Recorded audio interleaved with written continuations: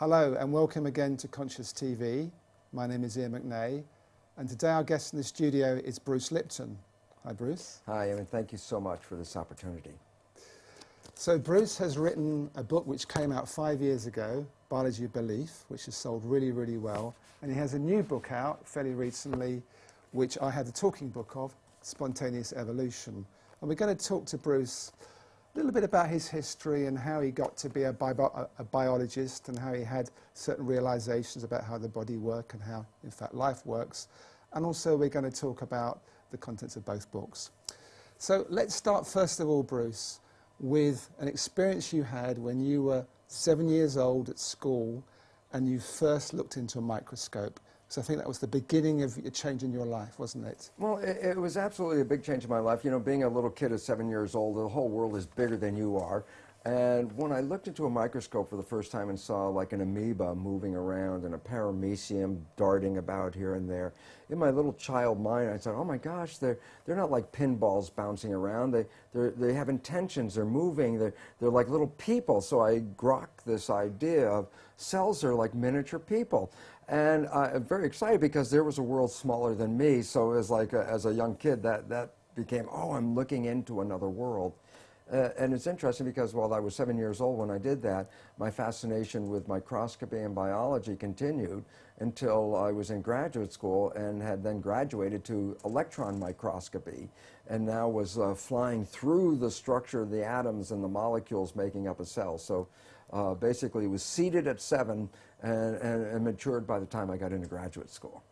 And your mother bought you your own microscope, so you were able to do this at leisure and find more and more about how everything worked? Oh, I was, as a kid, I just got so caught up with it. I remember I spent one entire summer because I wanted to take a photograph through the microscope. And I knew I could see it, but every time I held the camera up, I tried to do it. And it took me about a summer, and I finally, at the end of the summer, got a microscope after probably hundreds of dollars worth of photographic material. But it was like my persistence of I wanted to see and study these images in the microscope. So you eventually became a biologist. What did you actually learn then? Well, it was interesting because I became a biologist, a developmental cellular biologist. I'm working on cells, of course, and in my graduate work, I was cloning stem cells. And it's interesting because a lot of people think stem cells are something brand new that just came into this world recently. And the fact was, I was cloning stem cells back in 1967, 40 years ago. And the significance was, while I was doing this research, I was also teaching medical students. So I was teaching medical students the foundation of how cells work, the conventional story out of the textbook, genes control life, what we call the genetic determinism, the belief that genes control your traits, behavior, your physical characteristics, etc. And what my research revealed when I was studying the stem cells was this, very profound. I put one stem cell in a petri dish all by itself, and it would divide every 10 to 12 hours. So it'd be 2, 4, 8, 16 cells, 32 cells. After about 2 weeks, I have thousands of cells in the petri dish, but what was unique? They were all genetically identical. But then I did the experiment. The experiment was to take some cells out of the dish and put them into a separate dish with a different environment. Okay. And so the environment is a culture medium, but the culture medium to cells is like the world that we live in. It's got the air, the water, the food, all the things in it. So I take the cells out of my stem cell dish, put them in a separate dish with a different environment, and the cells form muscle.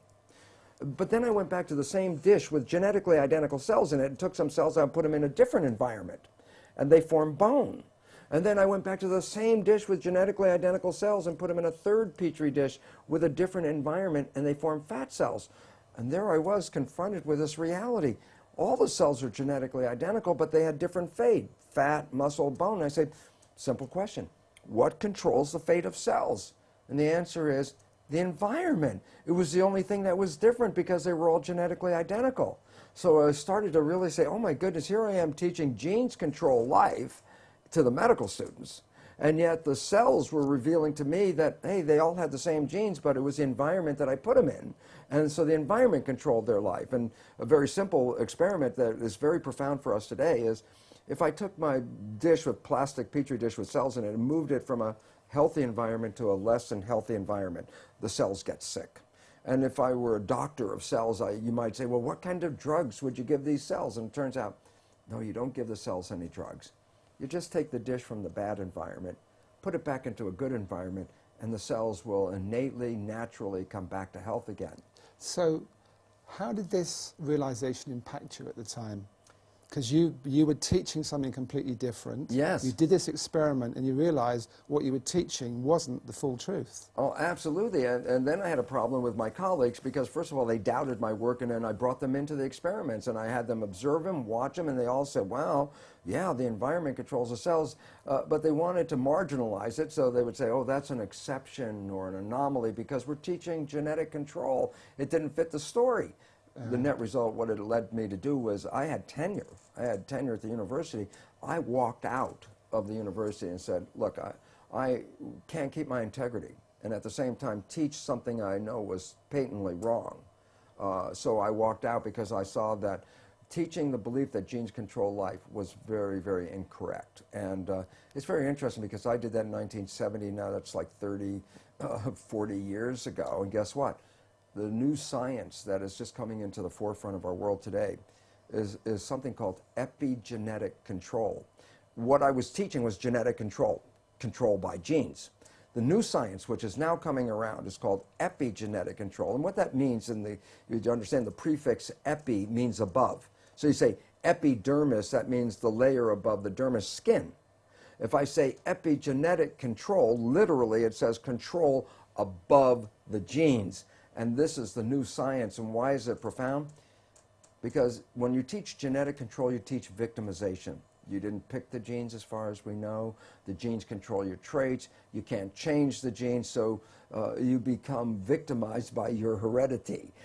And the new science, epigenetic control, reveals how your response to the environment, as you change your response to the environment, you change the fate of your cells, just like in the Petri dish. That makes you a master, because you are the one that has the opportunity to change your perception and response, so therefore you're the one that controls your genes. But it took you some time, didn't it, to actually incorporate that in your life? Because I know in the Biology of Belief, your book, you talk about you went through a very unhappy period. Yes. Your father was dying of cancer. You had a very messy divorce from your first wife, and you weren't happy. And you thought at that point that actually your genes did influence, and you had unhappy genes. And it took you some time to actually realize that in your life you could change things. Yeah, it was very interesting because, again, I was still coming from the programs of my own deep beliefs, which I got from childhood on, about genetic control. And yet, it was funny because I was at that point also going out and beginning to talk to people about this new science, about if you understand what I'm talking about, you can create this fabulous life. And it was fun because in the beginning I would try to get people together and I'd tell them, you can create this fabulous life. And they'd sit at me and look and go, you know, Lipton, for a guy who says you can create a life with this stuff, your life doesn't look that good. And essentially I almost said, unfortunately I didn't say the words, but I essentially said, well, do as I say, not as I do. And that was the opening point that said, oh my God, I can't just talk about the academics of the new science. To make it work, you actually have to apply the principles of the new science. And that was a change point in my life where I said, well, I'm not going to lecture on this unless I verify to myself that by influencing my personal beliefs and attitudes and things that I can change my biology. And it was wonderful because it only took just a short time to realize how I manifest profound changes in my life by taking in the understanding that how I see the world, my perceptions, control not just my internal biology and my genetics and behavior, but it controls how I create in the world around me. So I went from a world of almost self-destruction into this world of more mastery.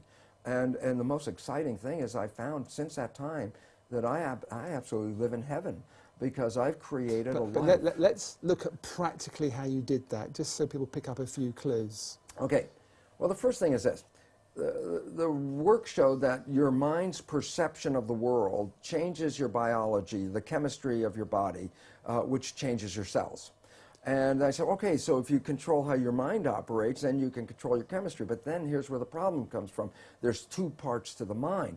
The conscious mind, which has your personal identity, your spirit, your source attached with it, is a creative mind. The conscious mind can see into the future, can review the past, solve problems.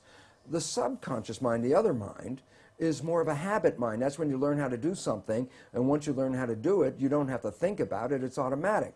Well, most of us walk around in the world thinking that we're running our lives with our creative mind. And I'd say, Emmett, what do you want out of your life? And you would say, oh, I want to be healthy, I want to have great relationships, and then you try to say, I'm running my life with these beliefs.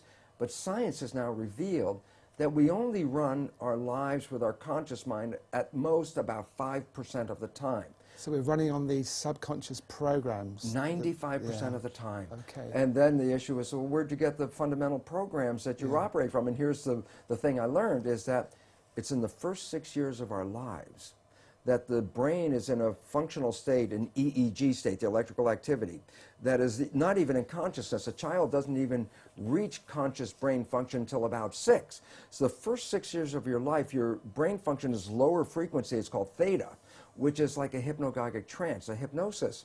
So the first 6 years of your life, you're like a television camera, recording everything around you, everything you observe, just going in from your observations into your programming. So we acquire beliefs and attitudes and behaviors, not from ourselves, but from our parents and our family and our community. These become the fundamental beliefs. A very interesting point. The Jesuits were very proud. They would say, give me a child until it's 6 or 7 and it will belong to the church for the rest of its life. What they were saying was what they knew, which science is now finding out. The first 6 years are programming. Yes. And whatever program you get, that will be the rest of your life. So that's why they said, just give me the first 6 years. And it turns out they were precise. The first 6 years is download a program, and that's when you get your behaviors from those around you. So you were able, by realizing this, to then look at how you were living your life on a practical level and say, I am not going to be governed by these pre-programs.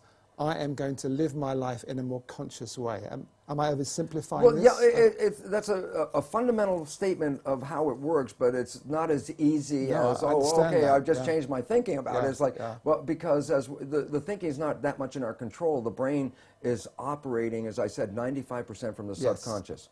But how did you actually then get results in a relatively short space of time? Well, the first thing, how does the subconscious learn? And that's a very critical thing. The conscious mind can learn from reading a book. So the subconscious mind can read a self-help book, and you go, wow, that sounds really great. And then you find you read the book, but your life is still the same.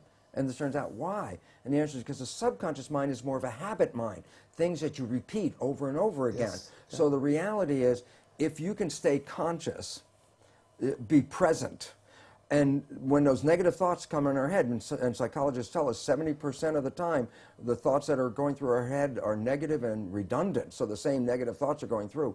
If you could stop those thoughts, if you could hear them as they come through, like, oh, that's not going to work, or this will never happen, those kind of thoughts. If you can hear them and stop them consciously, say, no, change the belief right there, just give the more positive thing. As you repeat this more frequently and you keep repeating it, the subconscious mind begins to learn. So as a habit, if you stay conscious, and you have to work at it, and here's why people say, well, how come only 5% from conscious mind, 95% from subconscious? Because the conscious mind can think into the future and think into the past and solve problems. Then think about it yourself. Most of the time, you're thinking about something. Well, if you're thinking, you're using the conscious mind. Well, if you're using the conscious mind for thinking, then who's running the show? And the answer is, when you're not paying attention and you're thinking about what I'm going to do tomorrow, your subconscious is running the show. So you used the words, be present. Be present. Which be mindful. We hear a lot. So be mindful, which really means be aware of what's going on. So you get an automatic reaction, you're aware of that, and you say, I don't want to go there, that's an old pattern, and you look at a new way to be in that situation. Exactly. And you have to repeat it over and over again, because if you think, well, I got mad at myself yesterday because I repeated that same stupid thing, and I got mad again today because I repeated the same stupid thing, and then people give up because they get frustrated. And it's like, no, it's a habit. So you have to every day, but ultimately you can repeat it. Yet there are, fortunately now, very many new healing modalities that can help you rewrite the subconscious beliefs much faster. So I get very excited because some of this may take work for people, because you have to really be present, and yet we're so bombarded with information and our lives are so busy that our conscious mind is almost always wandering, trying to resolve issues and problems and things we have to work out, which then means the subconscious mind is running the show. Yeah. And it's very interesting because most people will be very familiar with this story. I tell it to my audiences and they all laugh because they're familiar with it. I say, look, you have a very close friend. You know your friend's behavior. And you happen to know your friend's parent. And at some point you see that your friend shares the same behavior as their parent. So you casually volunteer, you go, you know, Bill, you're just like your dad. And that's when you have to back away from Bill. Because Bill's the first guy that says, how can you compare me to my dad? And everyone laughs because they're familiar. But I say, no, there's two very profound points from that one story. And profound point number one, everybody else can see that Bill behaves like his dad. He got his programming from his dad. It's only Bill who doesn't see it. Yeah. And profound point number two, we're all Bill. Because all of us got programming and all of us operate with these programs and we don't even see we're doing it, that we even when told we're doing it will deny that we do these behaviors because we don't even see when we're doing it. That's why it's called subconscious, below conscious. Because you went from, and I'm quoting from your book, wanting to be anyone but me, yes, to being, I think you quote yourself as the happiest man in the world. You felt so happy. Oh my So you gosh. proved that this can work. Well, I had to because I said when I first started talking about it, it was from an academic conscious point of view. This is what I learned. But my subconscious programs are still exactly the same. So while I had this wonderful knowledge, my life still wasn't anything I wanted to brag about it because it wasn't. And as you know, that old game, well, who would you like to be? And I could think of anybody I'd rather be than me. And yet, when I started to apply the new science and rewrite the subconscious so it supported me rather than the programs of limitation or disempowerment that we get from our parents and our community as children, which almost all of us get. When I put in the new programs, all of a sudden I started to find, my goodness, my life completely turned around. All wonderful things started happening in my life. I was healthier. I haven't been to a doctor in 20 years. I don't need that. I don't take any of their drugs. Why? Because most of the illness is just from the stress of not living in harmony. And when you learn to get rid of the limiting programs that we got as children and put in programs that support you, guess what? Then all of a sudden, the place turns into heaven. And it's interesting, people, I tell people, well, you create your own life, and then they look around and go, I don't want responsibility for this, but I say, well, you didn't know you were creating with these unconscious beliefs. And yet then I tell people, especially people that have fallen in love, and the people have fallen head over heels in love. I say, go back to that time when you first fell in love. Let me ask you a question. Were you healthy? And oh yeah, I was healthy as anything. I said, did you have energy? I said, oh, I had so much energy, made love for days in a row without even eating. And I go, yeah, and I go, and how was life for you? It was so exciting. I couldn't wait for the next day. So I said, in this little period that that I refer to as a honeymoon, I say, wasn't life like heaven on earth? And they go, well, yeah. And I go, that was not an accident. That was an actual creation. And you say, but what was different that made life so heaven on earth during love? And the answer is because you become very self-conscious of yourself. You don't rely on the habits. The day before you meet this person, you're going to go on a date. I say, especially to women, I say, how long did it take you to get dressed? And they say, well, it was 15 minutes and I was out of the house. And then I say, now, tonight, you're going to go on a date with this person who has just rocked your world. And I say, how long does it take you to get dressed? It's like, my God, it may take an hour or two. And I say, yesterday, 15 minutes, today, an hour or two. What's the difference? Yesterday, I got dressed by habit because I get dressed every day. Yeah. But tonight, I am looking in the mirror, meaning I am self-conscious. I am making sure that I represent myself to be the best individual I can be. And when both parties are not relying on the habit, and both of them are saying, I'm creating the best I can be, they're living in the moment of the now, they're being very mindful, they're being very present, and guess what? Heaven on earth is created. But unfortunately, life gets busy. It's hard to stay present. And they're meeting as well. They're truly meeting. Oh, yeah, yeah. Which is also very rare, unfortunately. Well, and why is that important? Because it did demonstrate that you did create this period, and it's available to you all the time if you knew how not to get stuck in the old habits. Well, one of the things that I really found fascinating in your book is the fact we all have approximately 50 trillion cells in our body, and these cells are all self-sufficient. They have their own memory, they have their own immune system, and in fact you also go on to say that for 2.75 billion years there was only one-celled organisms alive on the planet. Yeah, and the nature is, as the single cell evolved to be the most intelligent it could be, it ran into a physical limitation because intelligence is physically tied up with the membrane or skin of the cell. You can only have so much membrane. So evolution apparently stopped. It was like 2.5 billion years, just a single-cell organism. Then I said, well, how can you have more evolution? The answer is cells decided to come together in community, because when cells come into community, they share awareness. So there's more awareness with 10 cells than there is with one cell. And there's more awareness with 1 million or 1 billion or 1 trillion. So when you look at a human being, while we see ourselves as single entities, the truth is we are made out of 50 trillion amoeba-like cells. And so our body is this giant community.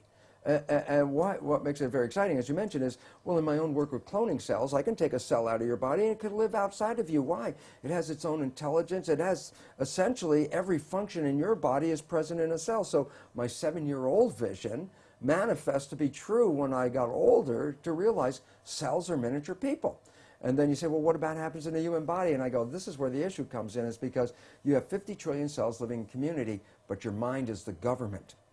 When a government works in harmony with the people, then the people thrive and the community is in good health and grows. But when a government is not really supportive or not working in harmony with a community, then the government can cause the nature of that community to fall apart, or even lead to the end of the community. Well, that's what we're finding out. Our mind is the government. And when we entertain harmony and the right living in balance with nature and with each other, then we provide our 50 trillion cells with very life-supporting information and chemistry. So harmony means giving the body good food? Yes. Not being stressed out? Absolutely. Living in a happy environment? Yes. Basically it says, as I said, when I had my petri dish of cells, if I put it from a healthy environment to a bad environment, the cells got sick. But you didn't have to give them drugs. Well, all you did is take the dish from the bad environment and put it in a good environment. And the joke, which I like to tell people, is, well, this happens in a plastic petri dish, but guess what? We are skin-covered petri dishes. Underneath our skin is 50 trillion cells living in a dish, and the culture medium is the blood. And so when I change the culture medium in a plastic dish, I change the fate of the cells. And I say, well, then what controls the culture medium? My blood, the chemistry. And the answer is, my thoughts influence my brain, and the brain releases chemistry that matches my thoughts. So when I'm in stress or I'm afraid of the world, I release different chemistry into the blood than if I open up my eyes and I find myself in love. I release completely different chemistry. And it's like, well, all I have to ask an individual is, how do you feel when you're in total love, or how do you feel when you're in fear? And the answer is, well, I feel totally different. And guess what? All the cells are bathed in that chemistry. And so the feeling of love produces totally different chemistry in the blood, chemistry that supports growth and healing of the body and supports the immune system. And in contrast, when we perceive reasons to be afraid and we release stress hormones into our body, we actually shut off the growth mechanisms and the immune system to save the energy. Why? Because if you believe you're going to have to run from that lion, you want all the energy available to run from a lion. So when a person is in stress, they allocate their energy reserves for fight or flight, but take it at the expense of the health of the system, the immune part of the system. And so the more stress you're under, the more bad chemistry, in a sense, of not supporting you that you experience. And it was a very important point. In our evolution, stress or fear was not the mainstay of life. The mainstay of life was to be happy and live in the harmony of the environment. Every now and then a saber-toothed tiger would come. Okay, now it's time to be stressed out. Now it's time to run. But the point is, once you escape from the saber-toothed tiger, in the old days, then it's like, oh, back to health and harmony. And I say, well, what about today's world? Today's world is 24/7 run from the tiger. And this is not biologically sustainable, because the chemistry of protection contrasts with the chemistry of growth. Yeah, it's interesting how the body, you point this out in Spontaneous Evolution, your second book, that how the body also is a snapshot of how we are as a human race. Oh, absolutely, because what we would see from a new understanding of evolution, which is a great extension beyond the Darwinian belief, which is quite limiting, okay, and quite troublesome, in fact. Because just think about what the principal Darwinian belief is. that evolution is based on a struggle for survival with a competition for fitness. So that says, oh my God, then our world is, we're all out there in a dog-eat-dog rat race trying to survive, because if you stop running, the person behind you is going to run over you. So if that's your way of life, then every day, by definition, you are living in a stress hormone body because of all the fears that we have. And yet evolution says, no, evolution is based on community and cooperation. A body has 50 trillion citizens. They live in harmony with each other. And it turns out that every human being, we're beginning to find out, is like a cell in a larger community called humanity. So in biological terms, the organism that's evolving on the planet is not the human being. We already did that. The organism that's evolving is the superorganism called human civilization. And right now, humans are fighting each other and killing each other. And if I say, well, what would that look like inside the body if the cells fight each other and kill each other? And I say, oh, well, that's called autoimmune disease, self-destruction. And autoimmune disease can kill you from the inside. And that's on the increase, isn't it? Oh, absolutely, because our biological lives are complements to the environment. Yeah. The more stress and more violence on the outside, the more that's taken inside in biology and converted to disruption and disharmony of your own cellular internal community. So what can we then do as a human race? Maybe it's an obvious question, but here we are. We represent, in a way, the 50 trillion cells that are in our own bodies on a bigger scale. And here we are, we see the intelligent ones, the ones that are really looking, are seeing what happens inside their own body. They're seeing what happens on the outside. But, as you mentioned again, in spontaneous evolution, there's also the consensus reality. Yes. And even though individual people can see what's happening, what can they actually do when there's this whole other, I suppose, stronger force playing its part? Well, you're right. I mean, it's a stronger force because everybody's mind is like a tuning fork, because actually you can read brain activity from outside your head with a new thing called magnetoencephalograph. Most people are familiar with electroencephalograph, put wires on your head and read your brain function. Okay, yeah. The new one, magnetoencephalograph, they put a probe out here, and they can read your brain function from outside. Well, it's a very important point. He says, well, if you're reading my brain function from outside, then what am I doing? I must be broadcasting my brain function. So all of us are like tuning forks. But if we're all out of tune, then there's a tendency for even a tuning fork that tries to stay in tune will be pushed out of tune by something we call entrainment. And the issue is, how can you survive in this world? And the answer is you must essentially detach yourself from this field around you, not be taken in by the stories, not buy into the fear, not to buy into the threats on our existence, to start to recognize, look, we are creating these lives. If you buy other people's creation, then you manifest what they're creating. If you want what you want, then you have to not get engaged. And the more conscious you become, the less you are affected by the outside fields. And so this rising consciousness that we're seeing is the evolution of humanity to rise above the noise of the background and recognize you're the creator, just like we talked about. If you can create a honeymoon for yourself while you're in love, and everyone started to create a honeymoon for themselves, then all of a sudden the concept of war and violence would disappear, because if everybody's in love and everybody's in harmony and everybody's so excited by being here, then the competition and violence that we live by because of today's beliefs would disappear. And the reality is we are moving in that direction right now. Day by day, more people are taking back the power of saying, I'm not buying your belief. You have to be consciously stand apart, don't you? And Yes. say, I'm not going to be part of this. Right. And it's interesting because a lot of people say, well, I'm going to go in there and fight that system. And I go, you know, that's not really good either, because if you're fighting the system, then you're contributing energy, whether it's pro or con, to that system. The way to fight the system is not to be part of the system.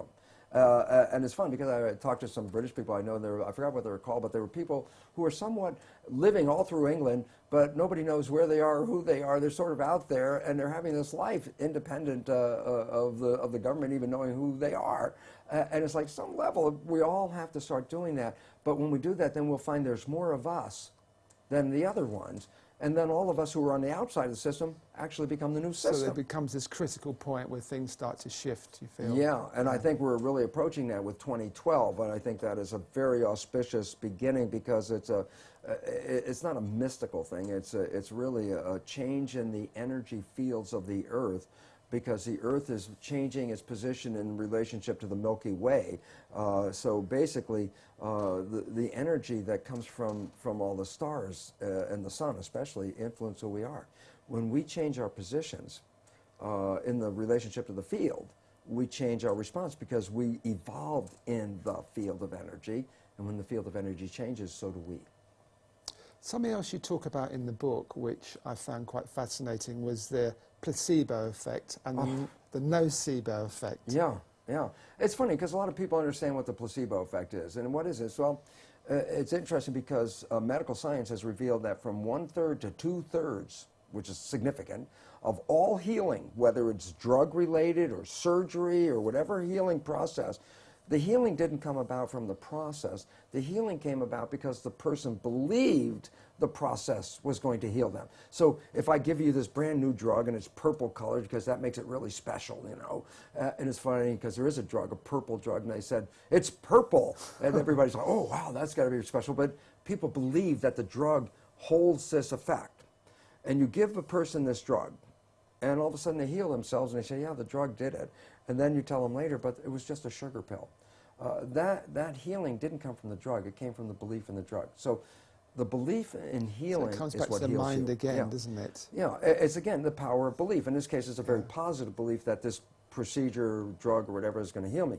But what people haven't talked about, because everyone knows about the placebo effect, is that the placebo effect is based on a positive thinking. What is the consequence of negative thinking? Well, science has a term for it, but it hasn't really come out in the public. It's called the nocebo effect. And the nocebo effect has been revealed by science that a negative thought can not only make you ill, but a negative thought can also kill you. You can be scared to death in a real sense, okay? And why is that important? Because it turns out it's not just the positive thought of a placebo that's influential. The negative thought works the same way with the same power, but in the opposite direction. So basically, it's not placebo, nocebo. It comes down simply this. It's the power of thought. And a positive thought will move you in a healing direction, and a negative thought will move you into an illness direction. But before I get off that topic, I don't want people to go out there in the audience and go, oh, one of those positive thinking kind of guys. And it's like, it's more than just positive thinking. It's a commitment and an intention of positive thinking. It also really needs the support of your subconscious belief. Because if your subconscious belief is going, oh, that new age weirdo stuff, if that's what your subconscious is programmed to believe, and yet your conscious mind is the one that says, I will think positive thoughts, and I go back to the data. Only 5% of your life is coming from the conscious mind. So if you're only entertaining a positive thought with your conscious mind, you're only contributing 5% of that to your life. 95% of your life is still coming from the subconscious. And if the subconscious doesn't hold those beliefs, then you're actually fighting yourself and not likely to realize the expression of a positive thought. So let's look at this again practically. So someone's not feeling well, they've got, I don't know, they've got the flu, or they've got something wrong with their stomach or something. What should they practically do? They should presumably go to the doctor and get a diagnosis. Would you go along with that? I'm just trying to see where this goes in day-to-day life. Well, I wouldn't say don't go to a doctor, but I say before you go to a doctor, just look around and think about this. What's going on in your life? Where the stress is coming from? Because it's almost your physiological expression is a complement to your life experiences. Those people that are happy are healthy. As I said, when you're in the honeymoon, you didn't get sick in the honeymoon. That's when you're absolutely healthy. But when you got caught back up into real life, that's when illnesses start to occur. So we always look at, oh, I must be sick. There must be something wrong with my biology. When it turns out, it didn't begin with your biology. Only about 2% of illness is actually connected to genetics, let's say. 98% of illness is not just genetics, it's environment. So when a person says, oh, I have the breast cancer gene, and people think, oh, I'm going to get breast cancer. And I say, well, wait. 50% of women that have the breast cancer gene get cancer. What about the 50% that have the gene and didn't get the cancer? And we never study that side. We only study the side that got the cancer. And you find out, well, what is it that the 50% do that don't have the cancer yet have the gene? What's different? The answer is their lifestyle is different. Their stresses, their fears, their concerns are not the same as the one that get the illness. The genes are like give you a propensity to get a disease, but that propensity is based on how you perceive life. And it's interesting, studies show that when children get adopted into a cancer family, the adopted child will get the cancer with the same percentage or probability as any of the natural sibling. And you say, but yeah, but the child came from totally different genetic stock.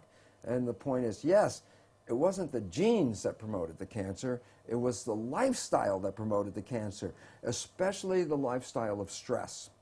And then I say, well, if stress is causing lifestyle, and I look around at the world and I go, my God, no wonder everybody's sick. Every day is filled with more stress than the day before. And if you buy into the stress, you take that disharmonious vibration, essentially, bring it in your life, and you end up with disharmony inside your body. Your life is a reflection of what you see. Yeah, it's a question of going back a few steps. That's what I'm hearing, and just looking to see, well, I'm not feeling well, and I had the same thing last year. What's behind that? Am I happy in my life? What is emotionally happening? Absolutely. What is happening physically? Am I doing the right things to support my body? Absolutely. It's a fundamental look, isn't it? I don't want to say don't go to the doctor, so I'll go back just 20 years ago, the last time I went to a doctor. Okay. I went to a doctor because I had pneumonia. And I said to myself, well, yeah, I can see why. At that moment in my life, there was so much stress going on in my life that I could see I had opened my system up to that. But then I also realized, okay, well, I can, handle this with my consciousness. But then I realized the bacteria were doubling and they're growing faster than I can handle my consciousness. So I said, okay, now's the time for some penicillin. But the concept of it was, I don't rely on the penicillin, and all I had to say was, look, I get back on my feet and I go, it was my responsibility. And if I don't get into that same stressful situation again, then I won't have to go through this again. And it's been 20 years. So it's intelligent learning, isn't it? Yes. Don't discard the element of medicine until your consciousness gets high. And the fact is, when people have lower consciousness, because they're not strong enough in their consciousness to really manifest everything they want, they really need to take care of themselves more. Eat better, better nutrition, do more exercises, do these things to add to your health. But the surprising thing is, if you get more and more and more conscious, there's a point where you get so conscious, then you become like the person we refer to as Jesus, who does all these miracles. And what did Jesus say about the miracles? He said, you could do these better than I can do them, but you don't believe. And that is the absolute truth. Because when you fully have control of your consciousness, with that belief, you do create the miracles. The miracles of spontaneous remission, for example, a person terminally ill who all of a sudden says, I'm not buying this. I'm going to change my vision of life. And the moment they change their perception, they have what's called a spontaneous remission. Again, that would be called a miracle, but what was it? Taking full control of consciousness and manifesting a life of being fully conscious and present and seeing what brings harmony into your life and avoiding or eliminating as best you can any of the disharmony that exists on the outside, because disharmony will make disharmony inside. Yeah, how I'm hearing this is the subconscious you talked about early is often unconscious. Yes. And by what you're talking about, the subconscious, the unconscious becomes conscious. Yeah. And through that, change can happen. With the consciousness can go back and review it, because the consciousness is the one that has a perspective. And you become your subconscious. So it's very interesting, because what I talk about is, look, people healed themselves innately for 1 million years before there were medical schools, okay? Because we are innately able to heal ourselves. You cut yourself, you don't really need a doctor to heal the cut. The cut heals by itself, and all the illnesses can. But then I say, but your subconscious, which was programmed the first 6 years, go back to the 6 years. And I would say, in a conventional family, that when a child got sick in the family, or any member of the family got sick, the conventional phrase they heard was, oh, we have to take Billy to the doctor. Mom has to go to the doctor. What did we learn? That's a program that says, if I am sick, it didn't say heal yourself. That wasn't the lesson. The lesson was, when I am sick, I have to go see this doctor. And here's the joke, which I like about it, because you ask a lot of people that get sick and go to the doctor and ask them, they say, you know, it was really funny. I got well on the way to the doctor, or I got well waiting in the doctor's office. And I go, you know, that's funny, but it's not a joke for this reason. You were always able to heal yourself until you got a program. What was the program? Go to the doctor. So basically, and which I love about it, because nobody said what the doctor had to do. You just had to go to the doctor. So the point was, these people are sick. But they got a program that says, well, I'm sick, but I can't heal myself. Why? Because I didn't go to the doctor. So they make a commitment, they go to the doctor, and on the way to going to the doctor, in the doctor's presence, they completed the commitment because it never said the doctor had to do anything, just had to go. And at that moment, all of a sudden, the innate ability to heal themselves start working. And then they find themselves in the doctor's waiting room feeling, God, I feel a lot better than I did when I got here. And the answer was, because you made a program of limitation, then you succeeded by following the program. I'm showing up. And that's all you had to do, because all you had to do is go see the doctor. You talk about, again in your first book, about how cells automatically move away from toxicity and towards nutrition. Yes. And it seems that as human beings, that's something that we're trying to do, but we get it wrong a lot of the time.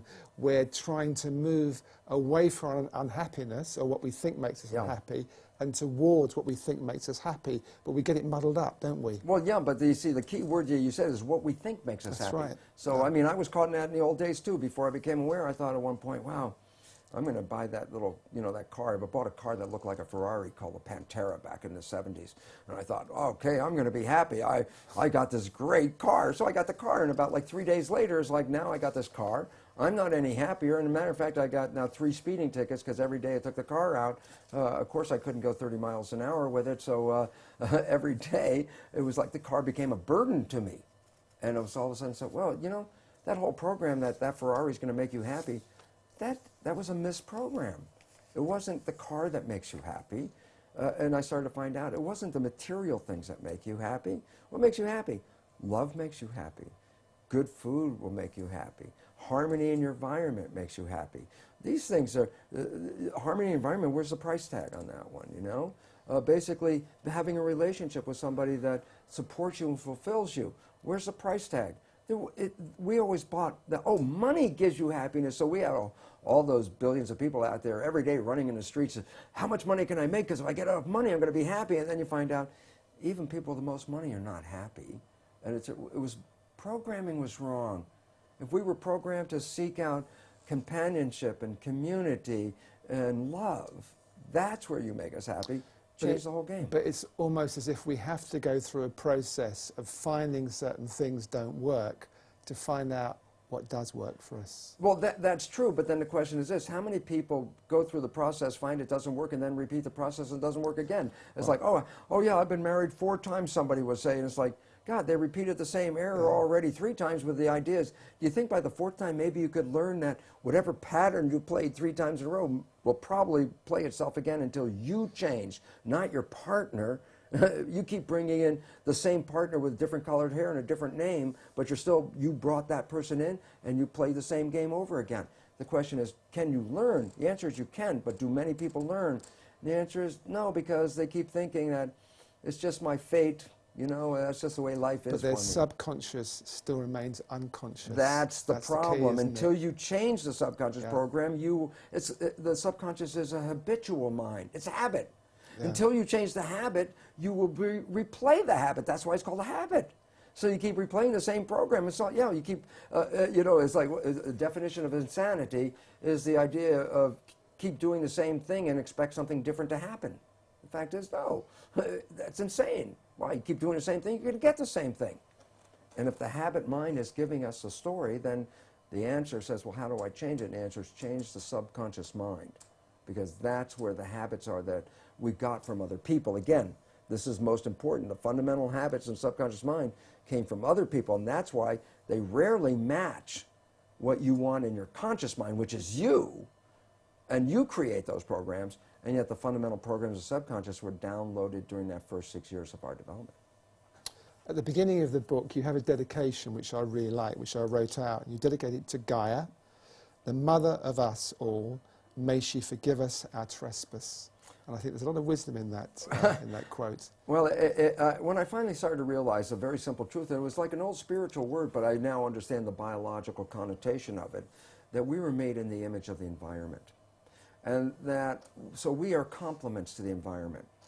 And yet what we have done is, without being aware that our biology is dependent on the environment, that we have systematically undermined, destroyed Mother Nature and Gaia.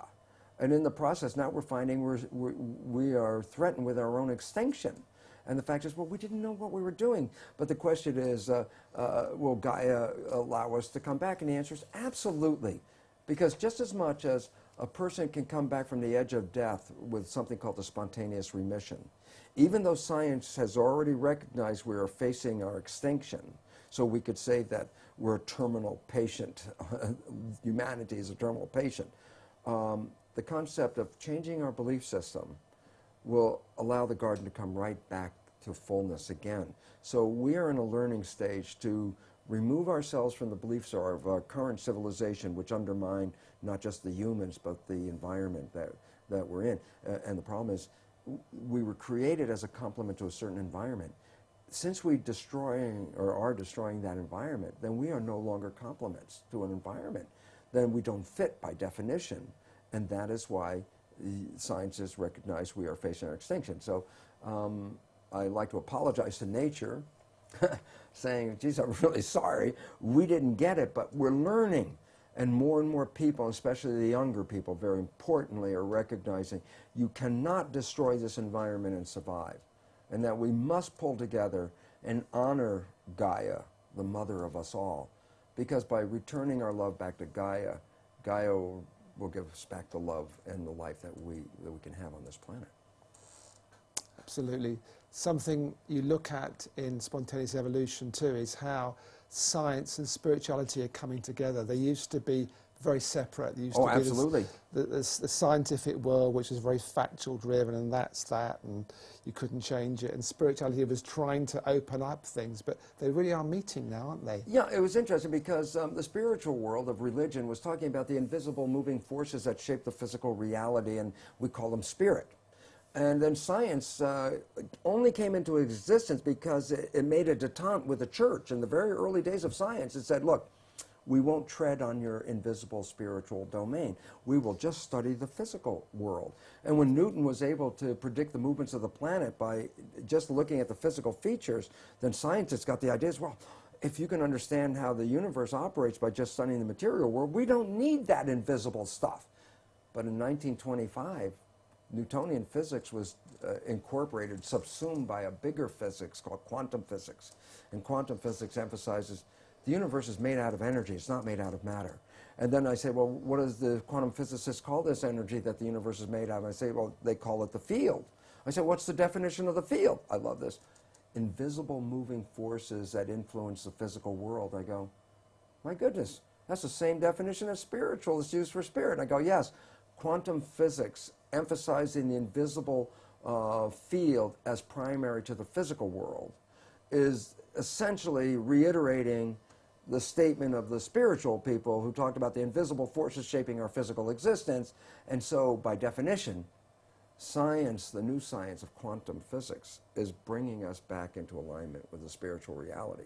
Hopefully, the dogmatic beliefs of the church, which had talked about these wonderful terms but didn't allow us to live there, and science, which is still stuck in its material plane, will both divest themselves of their dogma and allow us to come together and recognize that we're all part of that invisible field, that we don't even live in our own bodies, if you understand the nature of how the cell works, that we are part of the field being downloaded into our body, that we're all, by definition, the field, or we're all spiritual, same definition.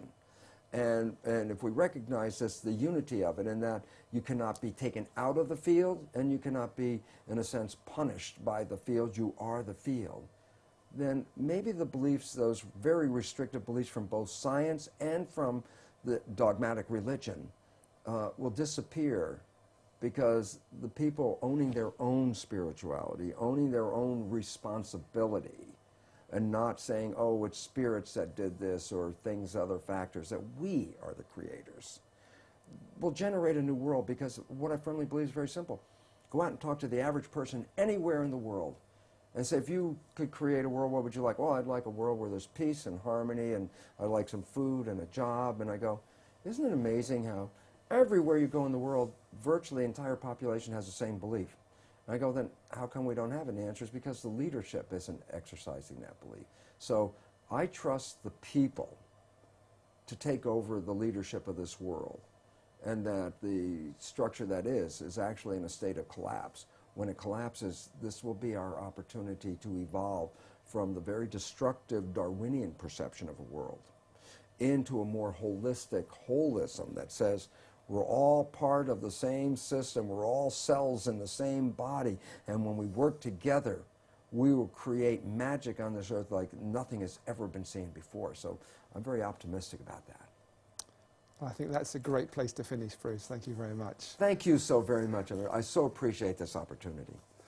And I just want to do a little plug here for Bruce's 2 books, Belief of Biology, Biology of Belief rather, and Spontaneous Evolution, which I had as a talking book, which I really enjoy listening to in the car. So thank you, Bruce Lipton, and thank you for watching Conscious TV. Hope we see you again soon. Goodbye.